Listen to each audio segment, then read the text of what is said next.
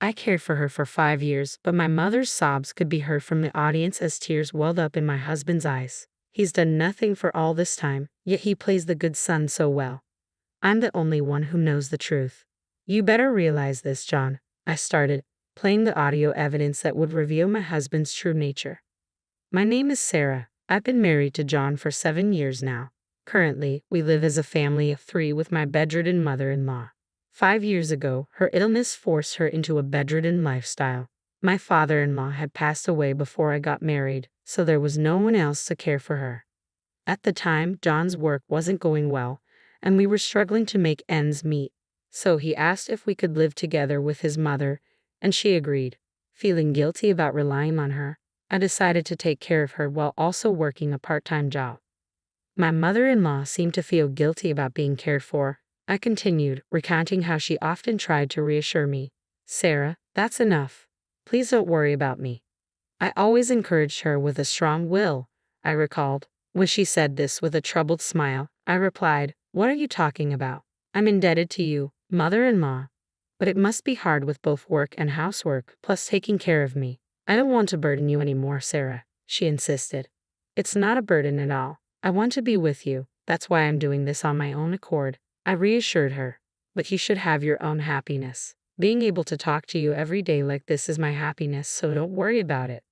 Tears welled up in mother-in-law's eyes as she whispered a small thank you. There's not much that I can do, yet she always expresses her gratitude like this.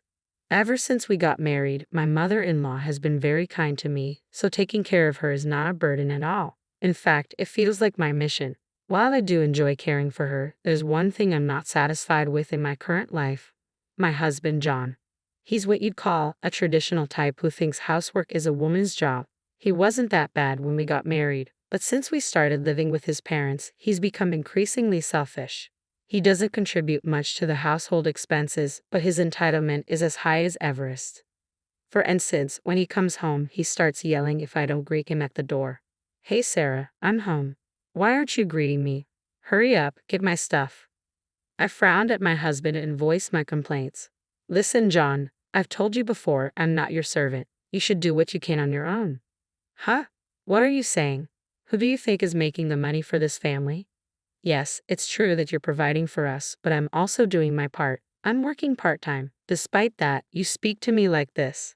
Shut up. Your earnings are just peanuts. You can't survive without me, so don't you dare defy me. And you? You can't even contribute properly to the living expenses. The only reason we can live in this house is undoubtedly thanks to your mother.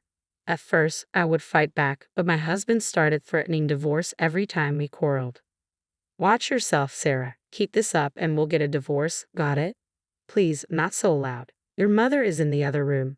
Shut it. It's all because you're so insolent. Understand this. You'd be the one in trouble if we divorced. Do you get that? Just lower your voice and don't always talk about divorce like that. Yeah, right. You would have nowhere to go if we got divorced. Besides, there's no company out there willing to hire a scrub like you full-time, Sarah. Stop talking like that. Just shut up and listen to what I'm saying. You idiot. You're so slow. Honestly, I was more than ready to divorce my husband, but when I thought of my mother-in-law, I couldn't bring myself to go through with it. You can always talk to me if you're troubled, Sarah. You're my precious daughter, my mother-in-law would reassure me. She was always very kind to me, as if we were truly mother and daughter. Because of her, I wanted to take care of her properly until the end. I wanted to repay her for all the kindness she had shown me. That's why I endured the painful days with my husband in this house. I couldn't entrust my mother-in-law's care to a man like him. Then one day, as I was preparing dinner, I heard the usual shouting from the entrance. Hey Sarah, I'm home. Come out and greet me. I'm using the stove right now and can't leave it. What, are you kidding me? What kind of wife doesn't prioritize her husband? My husband, who had lost his patience, stormed into the living room.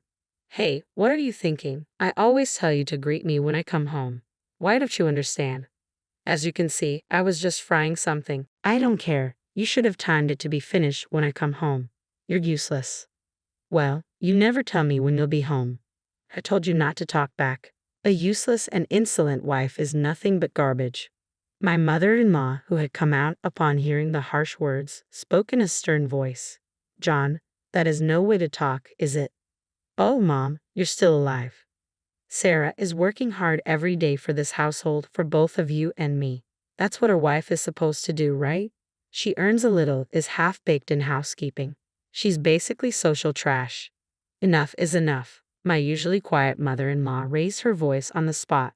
You wouldn't say what you want about me. Don't you dare slander Sarah. What, Mom? Are you on Sarah's side too? You two are colluding, huh? My mother-in-law, who usually remains silent, continued to speak. This time, John, one request. Ha! What is it? Just put me in a nursing home. I don't want to be a burden on Sarah anymore. Ha! A nursing home. Where do you think we have that kind of money? We still have your father's inheritance and my pension. I don't need a fancy place. At my mother-in-law's unexpected remark, I was at a loss for words. Mother-in-law, have you been considering this? Thinking about me? Tears welled up in my eyes at the thought of her kindness. However, it was completely lost on my husband. At the suggestion, he made a deeply disgusted face. Don't joke around. There's no way we're putting you in a nursing home. That's a waste of money. Please don't say that. Life would be easier in this house if I wasn't here. If we put you in a facility, the neighbors and my colleagues will start gossiping that I'm an ungrateful son, won't they? You don't need to worry about what people think. I still want to be a burden to you. Then shut up and do as you're told, old woman. I'm taking care of you, isn't that enough? John, you don't do anything. Huh? I let you live in this house and I make Sarah work too. Isn't that enough for you, ungrateful woman? Unable to bear my husband's words, I raised my voice. Are you talking about who's the ungrateful one here? This house originally belonged to your mother, didn't it? Ah, are you talking back to me again? But that's true, isn't it? 5 years ago, when you were fired, we were in trouble, and didn't your mother-in-law gladly take us in? How can you say that? Ah, shut up, both of you. And I'm not doing this reluctantly. I'm taking care of mother-in-law out of my own will. Stop making unilateral decisions. Despite my desperate plea, my husband just said, "That's true. Troublesome," and left the room. In the awkward silence, my mother-in-law kept apologizing and crying. It's not your fault, mother-in-law. The one at fault is John. Every day, I was frustrated by a reality that I could not control. A few days later, while I was cleaning the house, a man who claimed to be an acquaintance of my mother-in-law's came to visit. Mother-in-law looked surprised, but she wore a full smile. Oh, is that you, Jackson? You came to visit. Well, if I was asked to visit my senior Linda, I couldn't refuse, could I? I remember treating you a lot at work when we were younger, right? Yes, I'm grateful. So what's your will? Why did you call me today? Ah, yes, actually, looking at me, mother-in-law said, sorry, could you step out for a bit? Assuming they had a lot to catch up on, I happily agreed, saying, sure, and went out to buy some sweets. This man Jackson apparently was a junior when mother-in-law was working. It had been a while since I saw mother-in-law looking so happy. When I thought it was time to come back, Jackson was just about to leave. Oh, excuse me, I'm about to make tea. No, that's fine. We finished our conversation, but thank you for always taking care of Linda. She's a benefactor to me, so it's reassuring to know that she has a daughter like you. He bowed his head to me and left. Since then, Jackson has been regularly visiting mother-in-law, and they always have a lively conversation. It was a few months later that my mother-in-law's condition worsened, and she had to be rushed to the hospital. When I urgently called my husband, he responded with disbelief. My mom's in danger. As if I care. You're there, you can handle it. But the doctor said her condition's unpredictable. Please, I need you. Ah, no way. Plus, I'm leaving for a business trip today. What now? Of all times, please try to cancel it. Are you stupid? There's no way I can do that. Handle it on your own and don't call me until I reach out first. With that, he hung up abruptly. Not knowing what to do, I slumped down in front of my mother-in-law's hospital room. He's going on a business trip while his mother is in this state? This is just too cruel. How am I supposed to tell my mother-in-law? Just as I was sinking into despair, Jackson appeared. Oh, Sarah, what's wrong? Ah, Jackson. Something happened, right? Let's go to your mother-in-law's room for now. Okay. When we entered the room, my mother-in-law looked at us and struggled to speak. Jackson, you're here. So, does that mean you did what I asked? Yeah, but are you sure about this? Of course. I have to clear things up before I go, don't I? I understand. Then my mother-in-law weakly took my hand. Sarah, there's something I want you to know. What is it? My son has been withdrawing money from my account for his pension and spending it on his mistress. An affair? He's a man who treated me like a maid. I had some idea from the start, but to think he was even taking money from his mother's pension. I asked Jackson to investigate the matter. I see, so that's why my mother-in-law called Jackson to the house. Jackson, please record what I'm about to say. It will be my last will. Understood, Linda. Jackson slowly took out a voice recorder. Once he finished recording everything, he placed it in my hand. How you use this recording is up to you, Sarah. Up to me? Yes, I'm the only one who can avenge my mother-in-law. I squeezed her frail hand back with strength. The next day, my mother-in-law passed away, leaving her final revenge in my hands. On the day of the funeral, 2 days later, my mother-in-law, who had always been popular, drew a large crowd. Seeing this, my husband made an inappropriate comment. Wow, I didn't expect so many people to come. It's a great opportunity to show off my skills as chief mourner. What are you talking about? You weren't even there when she died. Ignoring my reproach, he continued casually, I'll make everyone cry with my touching eulogy. My bosses from work are here too. If they're moved by how filial I am, it could boost my reputation and lead to a promotion. Just kidding. How can you act like this when your mother just passed away? Just think about it. Now that mom's gone, I'll get dad's inheritance, right? Man, I'm so lucky. Ignoring my trembling rage, my husband cheerfully went on to give the eulogy. After the formalities, he began talking about taking care of his mother. Then, with tears in his eyes, he said, I have devoted myself to caring for my mother for 5 years, but in vain. She has passed away. But I have no regrets. I am proud that I could support my mother until the end. At my husband's eulogy, sobs could be heard from the audience. Perhaps pleased with the reaction, my husband continued to speak indefinitely, with a touch of drama, as if he had always been a dutiful son. The attendees, oblivious, listened to this story with tears in their eyes. Thank you all for today, he concluded. With his closing words, I stood up. As the room began to stir, I stood before my husband and took out a voice recorder. What are you doing? Ignoring my husband's restraint, I raised my voice to the attendees. Ladies and gentlemen, finally, please listen to this recording. As I pressed the play button, my mother-in-law's voice flowed from the voice recorder. Her voice at that time, recorded in the hospital.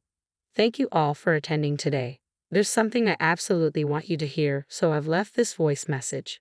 My husband and even the attendees were stunned by the unexpected turn of events. I believe you've just heard my son's speech. Probably he was talking as if he had been a dutiful son. The recording continued in my mother-in-law's voice that knew my boastful husband well. She had a good grasp of his likely behavior as a parent. I increased the volume of the voice recorder so that everyone could hear. However, my son did not care for me. He just kept shouting at me and my daughter-in-law, Sarah. Of course, we have audio evidence of him verbally abusing Sarah and me. As my husband's face turned red, he shouted, What is this? Stop this. Ignoring him, I continued to play the recording. Besides, hi son, I was withdrawing my pension from my account without my permission. I'm giving it to another woman, not Sarah. One day, I noticed something odd about my son and had an old friend look into it. And this fact came to light. The attendees were all filled with anger, while my husband turned pale. Finally, my mother-in-law delivered a final blow to my husband from heaven. I have a request for everyone. Please do not give my inheritance to my son. You could donate it, destroy it, whatever. Anyway, I will not forgive my son. I need your help. With those words, the voice ceased. My husband was in a panic, shouting something, but no one was there to help him. On the contrary, all of the attendees were giving him cold stares. Looking down at my husband, I said coldly, Do you understand? This is the result of what you've been doing. You abandoned the care of your mother and were having an affair. You've learned a lot from this, haven't you? Wait, Sarah, I was wrong. So, you are not going to say something stupid like, help me, are you? Let me tell you, I will never forgive you. After tormenting your mother and ridiculing people, there's no one who's going to help you. Suffer in hell. In the midst of the attendees' cold stares, my husband collapsed onto the ground, pale-faced. After that, I divorced my husband. There was no reason for me to be with him now that my mother-in-law had passed away. I later heard that he had been fired from his job. His boss had been at the funeral, so it was a predictable outcome. I demanded alimony from my ex-husband for his mistress. Apparently, his mistress was furious about this and promptly dumped him. A few months later, my ex-husband was able to find a new job through Jackson's introduction, but that was also part of my mother-in-law's plan. My ex-husband was working at a company known to Jackson, and from his salary, he was paying me alimony. Thanks to this, the alimony is paid to me every month without fail. Meanwhile, I started living alone with the money my mother-in-law had left me. Jackson, who was worried about me, even introduced me to a full-time job. All of this was apparently in my mother-in-law's will.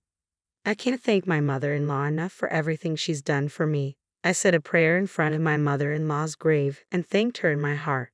Thank you so much, mother-in-law. I swore to myself that I would cherish this life I was given thanks to my mother-in-law.